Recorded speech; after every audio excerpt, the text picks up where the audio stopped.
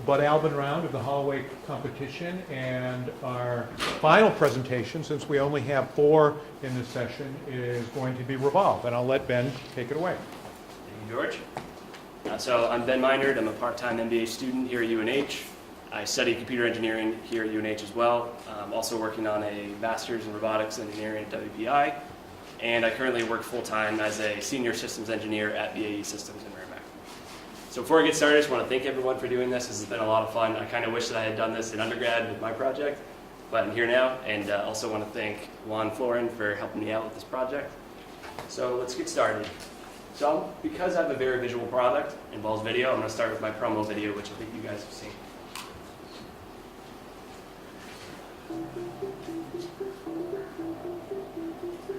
I'm Ben Meinert, MBA student and co-founder of Sly Robotics, and I want to introduce Revolve, a small personal drone that automatically follows and records video of you engaging in outdoor sports. The problem with body-worn action cameras is that you only get a single point of view, and the footage tends to be pretty shaky, as seen here.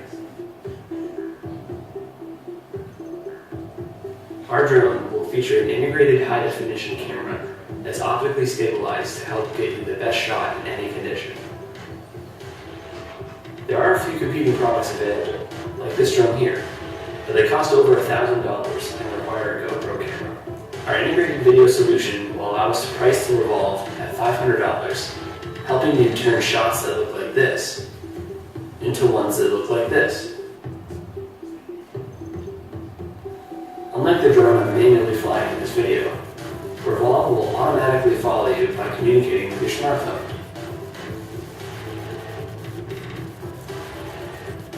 If you like action sports, we think it's time to free your point of view with Revolve from Sly Robotics. All right, thank you. You can see I was working on my ski beard there, but all right, so let's get back to the problem here. So what is the problem? So body-worn action cameras like GoPro, they only tell part of the story, and I've seen this a lot with myself. So that picture on the right, I just climbed 3,000 feet up to the backside of Mount Washington. I look at the video, I can't really tell, I can tell I'm skiing, but I can't really see what's going on there. So the GoPro, it was designed to be a fixed first-person view, so it's designed to be on here. So it's got a nice wide-angle camera to get your arms in the shot, but it's not really great for the rest of the environment and to tell the whole story. Often the video is shaky. You can deal with this, through post-digital stabilization, things like that, but it does kind of deter from what you're trying to get at. And also the fisheye lens distorts the environment. Again, it's really good for getting your arms in the shot, but it's not so great for capturing the scenery because it tends to just kind of mush everything into the horizon. So ultimately, there needs to be a more immersive experience. And so some of the popular solutions are pretty clumsy. And this picture on the right shows what I'm calling the propeller hat. This isn't the one particularly used by GoPro, but a lot of GoPro's advertisements, you'll see this spinning camera. The guy's wearing one of these. It's pretty ridiculous in my point of view. I mean, he's got to wear this while he's skiing down, going off a cliff. And there's also the selfie stick, which people have started to use now with their cell phones, where they hold up a stick and they ski down. Honestly, if I'm skiing down the backside of a mountain, I've never skied before, I don't want to be holding this stuff. I don't want any propellers on my head. I just want to focus on my skiing. So our solution is we're going to use a personal drone that automatically captures aerial video footage of you. And the way it's going to do that is it's going to communicate with your smartphone, and they're going to talk together and let you know where the user is, and it'll follow you throughout the environment or down the mountain. This is commonly referred to as follow me in the industry, so I'm going to use that terminology as we go forward. So again, it's going to be fully controllable through the smartphone app, and I'm envisioning some kind of a customizable storyboard so you can sort of set up how you want the shot to flow. So it's not just one single view again, it's a view that's dynamically moving around and changing much like they would in a real video, a pro video. So another thing that's really important is optical stabilization. And again, you could do some digital stabilization, but when you're flying these drones, they tend to tilt and tip around a lot. So having an optically stabilized camera is really important. It makes really, really nice quality video. And that's what they would have on a professional helicopter. And our opinion is that smaller is better. So you can see this drone here is pretty good size. We're looking for something more on this size here. So I'm going to pass around this. This isn't a prototype that we developed. This is a frame that I bought online that we're probably going to use for the development of our prototype. But what ends up happening, the components are a lot cheaper when you go to this size, like maybe half or a third of the price.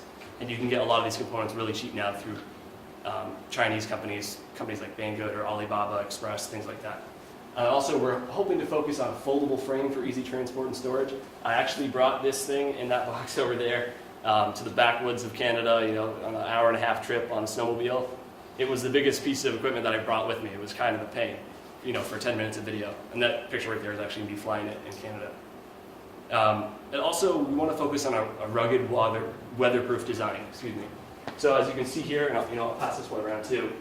This is a great product. This is the only one you can buy right now. It's very exposed to the weather and the elements. You see raw circuit boards. You see no sealing on these components. So you're honestly, it's up to you if you want to go fly it. I mean, I did. It's about $1,200 sitting right there. I've been lucky enough to not crash it, but you kind of are on your own. And another thing we want to focus on is having an open source software platform for future applications. So right now we're focusing on aerial video and a small target market, but drones are going to become really big, and I'll get into that in a later part of the section of the presentation. So who's our target market? Right now we're going to target action camera users who engage in outdoor sports. So probably skiers, snowboarders, surfers, dirt bikers, and mountain bikers along that sort of line. The action camera industry, according to IDC report, is pretty good size. 3.7 million action cameras were sold in Q3 2014. That was up about 1 million from the year before. Unfortunately, the data is a little bit sparse in this industry. I've done the best I can to try to aggregate things together. The global sales for action cameras are expected to reach 2.9 billion by 2018, so it's a pretty big industry and it's growing rapidly. The consumer drone industry, according to the CES report, is a little bit smaller right now. It's 130 million, but we'll get to later where it's going. So opportunity. So GoPro, I don't know if you knew this, as of June, had an IPO. They were valued at $3 billion. They did very, very well. They're expected to have sales of about 1.2 billion this year, which is pretty crazy. They were actually, in December of 2012, they were the best-selling digital imaging brand at Best Buy, out of any brand. So Sony, Canon, anyone, they sold the best, which is pretty impressive considering their product. So the consumer drone market, it might be 130 million now. It's forecasted to be $1 billion in 3 years, which is quite big if you think about the relative sizes here. So that's over 600% growth from the current forecast. So DJI, which is it's actually the largest consumer drone company in the industry right now. They're based out of China. They were recently valued at $10 billion. And most people in this room probably never heard of them. So if you think about that, they're valued about 3 times as big as GoPro, and they're just barely getting into the market. So investors are really looking at this and seeing this as a huge opportunity. And their sales were 500 million estimated for last year, which is pretty reasonable.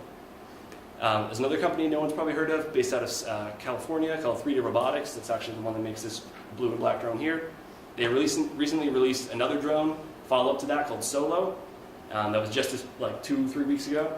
They raised $50 million in venture capital funding to get that to happen, and they're going to sell it in 500 retail stores in June-July timeframe, including Best Buy. So you haven't seen any drones that I know of in Best Buy yet, so this is going to be pretty big. And on Kickstarter alone, between Q3 and Q4 of 2014, $7 million was raised on 4 different aerial drone products. And I like to use kind of Kickstarter as my litmus test for the industry. There's a lot of Kickstarter projects making some good money. So quadcopter, quad-rotor drones we're planning to use for our technology. It's very simple mechanics. It can fly easily in any direction. Autopilot uses common sensors that are in your cell phone. They've been well documented, synthesized.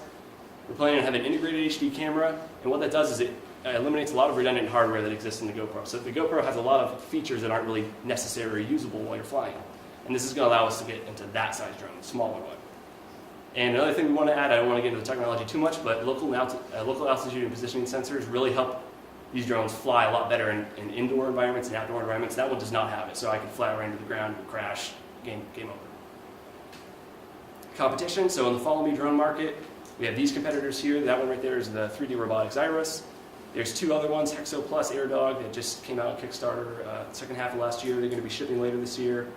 A couple other ones I want to point out though, DJI Phantom 3. They just recently moved from GoPro to an integrated camera, so that's they're the biggest one in the industry. And then GoPro is also rumored to be getting in this industry later in the year. Here's a competitive analysis grid. I've run out of time. I'm going to skip through it a little bit to get on to some of our marketing. So we're hoping to shoot for a $500 price. And again, that's because we're going to a much smaller drone. So everything gets a lot cheaper. And we feel like this is kind of around the expendable cash threshold. So people are willing to shell out $500 for a GoPro because, whatever, they put it in a plastic case, maybe they break it. It's $500 at the end of the day. It's not $1,200. And again, competitors start around $1,200. An important feature, it's not a GoPro competitor or an accessory. This is a whole new thing. So we're not competing with GoPro. It's a complement to GoPro, if you will. We plan to launch Revolve through a Kickstarter campaign, and we'll talk a little bit about that in the next slide here. So we're looking to raise $1 million on Kickstarter, which is not abnormal considering other projects that have been on there. That equates to about 2,000 units at our sale price of $500. And a lot of companies now are using Kickstarter as a market model to attract investors, and that's what we want to do. All right, unfortunately, I just ran out of time, so I guess I'm going to have to cut it short there. My apologies. Any questions? Yeah, great presentation. So can you talk about, so you talked about $500 price point. Can you talk about what you think it costs to actually produce one of those, even if you're buying components from China and cameras and all that? It seems like there's a lot there. So what does it cost you to make it? So I did my best trying to find what I could for wholesalers. There's not a whole lot of information right now, but I can tell you, so that small drone right there, which has about 75% of the electronics, I didn't populate them all on there, that was about $100. Okay. So you can get components very, very cheaply. So we're shooting for, our target is to have 50% margin in the first product, the Kickstarter drones, and then we're going to hopefully go to 75% after that if we're lucky. Okay. So you're saying it would cost you about $125 to build it? And the final version of the product, yeah, that's our target. You say initially you want 50% margin. So if it retails at $500, to you it's going to be $250. You're going to have to give half to the retailer. So we're not, unfortunately, because I didn't get that far, we're not going to go to retail immediately. We're going to focus online. So the first 2,000 units are Kickstarter only, so limited marketing outlay. And then we're going to focus on online sales for a while. We're hoping to get to retail by year 5. But companies like DJI, they're almost exclusively online and they're still making $500 million a year. So that's our model. But GoPro, in order to get to the size they are, they went like anybody wants to sell a GoPro, they'll go set up, a little setting display. Correct. Yeah, so our target is to get into retail eventually. Okay. And I think $125 is a stretch goal. I don't think it's totally impossible, but we will have to look at that. So you talked about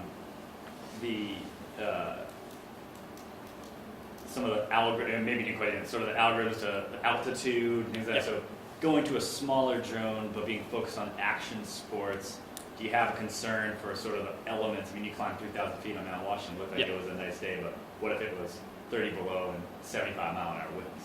So, again, without getting into physics too much, wind resistance has a lot to do with the size of your product. Yeah. So a bigger, lighter product is actually worse in the air than a smaller, denser product. So we think this will actually do better in high winds than a larger one like this. So I really don't have any concerns there, to be honest. Okay. As long as we have enough torque on the motors and we're not taxing them just to hover, I think we'll be okay. So talk a little bit about the power. How does that? It's rechargeable, I assume. It's electric. It has how much time? Time I would think would be pretty important. Yep. So if it's only 30 minutes, that would be an issue. So what do you? So 30 minutes it would be really, really good. That's probably okay. way better than the leading drone. So 20 minutes right now, if you can get 20 minutes, you're doing pretty well. That guy will last about 12 minutes. Okay. So the current technology is you're using lithium polymer batteries, rechargeables. They're down pretty cheap now. The one for that size drone is about $40. For the other one's more be like $10 or $15. So yeah, rechargeable. It goes with you have a special recharger for it that recharges it in about an hour. And you're looking at, we're shooting for 20 minutes is what we're shooting for, flight time. So if you're skiing 3,000 feet down, Yeah. how long does that take you? And for more than 20 minutes, what happens to the battery? Yep. So again, we have a GPS on board, and this is something that they've started to do in these other drones as well. But where you take off, you can either have it automatically land where you took off, so you're kind of designated as a safe area, or you can set up another safe area. Say you're chasing someone down the hill, you could have another area down off to the right or something. But you'll be able to designate where to go if things go bad. Okay. I guess what I'm trying to understand is, you spend even $500 on the thing, and you're shredding down Mount Washington. Like, Yeah. do you want to be like, oh man, I gotta just pull off real quick and grab my drone to finish? But if that Right. may happen theoretically. Is that sort of what you're saying? It could. Yeah. Yep. I mean, we could be smart enough that say you had the safe zone at the bottom, and it knows how much time it's got left. So it says, Sure. You're taking a lot longer to get down the mountain than I thought. It'll just go down to the bottom and be at the bottom. Okay. So there are ways to get around that, but it is worth it. Is there a long way down Tuckerman's Ravine? The only thing I've ever seen is about a 12-second. I don't Yeah. know. There's This a is long right. So that was Gulf of Slides, so that's a little bit Chevron longer. Trail is pretty Oh, long. that's But- oh, okay. Yeah. And again, I mean, I'm an okay skier, but we're going to target at people who are a little bit better than me probably, and they tend to go down the mountain pretty quick. So I think 5 minutes. So It's probably not. So from I assume from the smartphone, you'd be able to tell them that is low. Yep.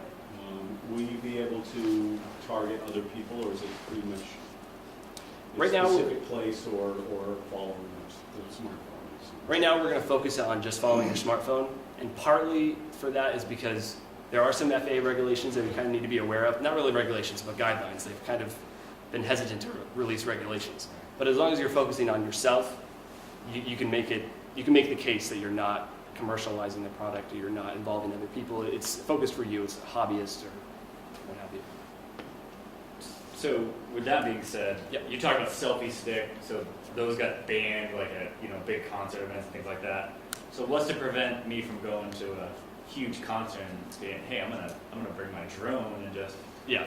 sort of catch me rocking out for a little while. Is that a potential issue for the company, right? It could be. Actually, I think it was my father-in-law was at the World Slalom in Beaver Creek, and they actually had a sign when you entered in that said no drones. So people are very aware of this in the industry, and that is something people are going to have to. I mean, the onus is on you to make sure you're not infringing on other people's privacy and rights. Using the privilege. Correct. So we're getting smaller. Yeah. When do we get to the point where it's that big? Seriously, I mean, is that where it's going eventually? Are we going to micro these things so that you can? Eventually, I think the biggest driver right now is battery life. Honestly, you can kind of get comparable battery life between these two, but once you start getting really, really small, you don't have the current available to power these motors. There is another product available called Xano, which I didn't put on here because it's not totally available yet. But that one is quite a bit smaller than this. But they've had actually some issues bringing it to market. So what do you think is your biggest problem? The biggest problem, even with local positioning and altitude sensors, there are still issues with the environment, right? So neither of these drones are going to be able to fly through a dense forest, right? And that's just something we're going to have to deal with. So ideally, I wanted to be able to come out with a drone that could, have perfect obstacle avoidance and had, radar or LiDAR on there. At this moment, it is cost prohibitive to get to that point.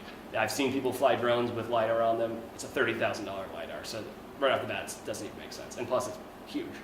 So what we're trying to do, though, is we're trying to design a platform that has a lot more processing horsepower than these other drones. So we're seeing it as, all right, maybe the technology isn't there yet, but we're going to set up a platform that people start developing for, and that leaves the door open for us later, and maybe even we'll develop our own, low-cost laser sensor.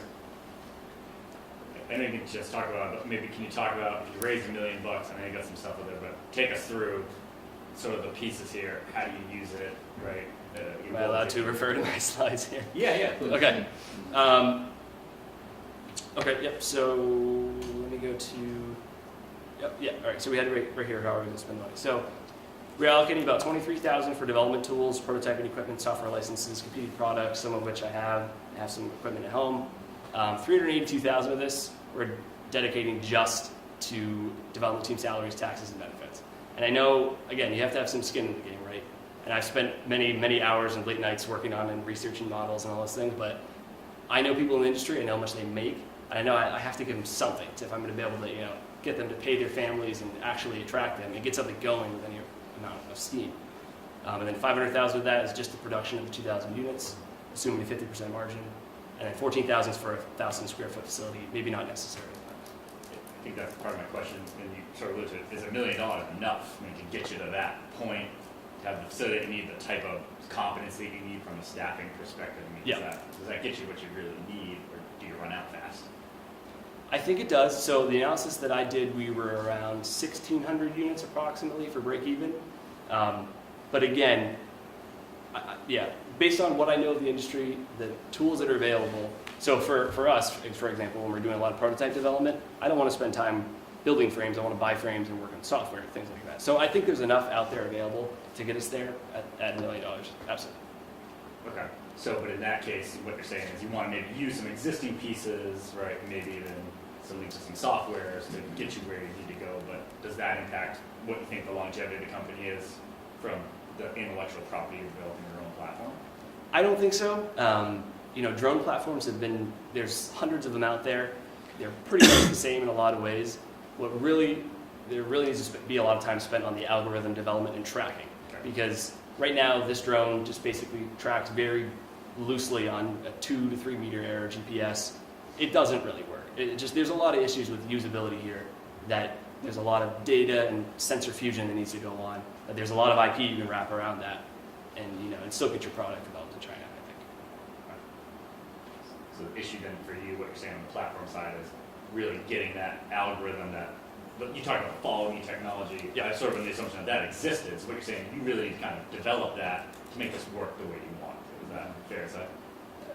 To a point, yep. So follow me is essentially just, I got a drone following a person communicating maybe via a phone. Yeah. So Bluetooth or what is that? this one uses a 900 megahertz transmitter you have to connect into your phone. Oh, okay, sure. We're looking at Bluetooth or potentially Wi-Fi for maybe some video feedback and things like that. Okay. But yeah, so I've been trying to spend a lot of time now on modeling the system because there's a lot of free 3D environments that you can use to model all of this stuff out and sort of solve those problems before we really get there. So technically, in regard to the size, what are the top 3 things that make you unique on this in regard to the other? It seems like size is a critical factor. Yep. I'm going to throw a couple out here because I think it would be important to me. Yeah. But is it waterproof? Yep. So that is part of our plan here. The integrated part. Sorry. Okay, it's waterproof. Making it sort of bomb-proof in essence, I would think Correct. would be the other thing that makes it different from something else. That when the thing crashes or when you fall on it slightly or whatever, Right. when you're using it, you don't have to go back and put it together again. Correct. Come up with a new frame. So I assume durability is a big part. Yes, absolutely. Environmental resistance is a big part. If you were selling me on this thing, that's the first things kind Yep. of I want to know. And I just think besides these sports, from my perspective, it seems like there's a pile of other areas where this might have some, taking a picture of my kid when he's, Yep. when he's really small, walking around, around from a Mhm. different Right, perspective, for the first or, time. or a whole slew I think of that different areas. the hands-free approach is that you want interactive. So I'm thinking I'm playing soccer, basketball with my daughter. Yeah. I'd love to not have to hold the camera when I'm doing Sure. this. Can you- So can you see all the instead kids of, having little okay, drones running so around, it's chasing your- them around? it's your person for hire to go take the video, Yeah. and maybe the sport is the initial angle, Yes. but I think your consumer is going to be, family Yeah. memories. And also, too, I see a big market potentially for professional sports. So in NFL, they've already got these, cameras going on a cable. So people are used to having things up there. If you could get someone following, the guys running down to the end zone, you got a drone following them right over, that'd be You amazing. want to think about where you have 1 million customers, Yeah. not where you got 1,000 customers. And you're gonna know, if you sell 2,000 units, you ought to be asking every single one of them what they're gonna do with it. Mhm. I mean, there's your answer right there, that's a large enough sample, you're gonna know. Sure. What's your backup plan? I mean, this is David and Goliath. You've got a lot of Goliaths out there. There's a Mhm. Chinese company you mentioned and others. We saw briefly there. Huge market, we all know the potential, we can validate of that, unless you've been living in a cave or under a rock. Mhm. But what happens if Kickstarter doesn't go anywhere? So, again, as we were talking about developing hardware versus developing algorithms IP, I think the real work is in the algorithms and the IP. And so, maybe we're not successful at selling a full drone. Where we're successful, at selling a link or selling the IP or the app or whatever it is that allows you to really be able to track and make the usability of the product so much better than the competitors. Yeah, I agree with that question. Good answer. And so part of that is, if you do sell, the units that you want, how do you then? What's the next step? Just sell more drones, or how do you envision using that platform to do other things that let you grow the company, like GoPro? Yep. So eventually I would like to get into other sensor products, like I was talking about, a cheap LiDAR sensor. I think that's huge for the robotics industry in general. So in general, we're trying to start a robotics company. We're sort of using a drone because of, there's a lot of buzz around drones. We like drones, and sort of leveraging that and then being able to take that and develop platforms based on that to expand the company. Who's we, by the way? It's my brother and I. My brother's the hardcore programmer. I'm the systems guy. I mean, you can say we when you're alone. We do that. Yeah. We aren't going to do that. I do that so that- big when we're tiny. We do. No, we had a meeting. All right, we have time for one more question. One last thing I want to point out, just because you might not have thought of it. So it says the drone here. The drone isn't in the protective case. And that's pretty much all the products you can buy now that are made for a drone. You take the drone out of the case. So you kind of lose the whole, beat the hell out of the drone, or the GoPro-ness of And it. No, sorry, you mentioned integrated camera. What does that look like? Like it's built into the drone itself? I mean, that's All right, that was the last question. Yeah, and whose camera technology are you using to follow up with his? Haven't decided yet. But this slide right here kind of shows, out of an entire GoPro, this is the sensor. All the rest is just extra stuff you don't need when you're flying. And that weighs, maybe less than 10 grams out of 170 grams of the product. Nice job. Thank you. Thank you.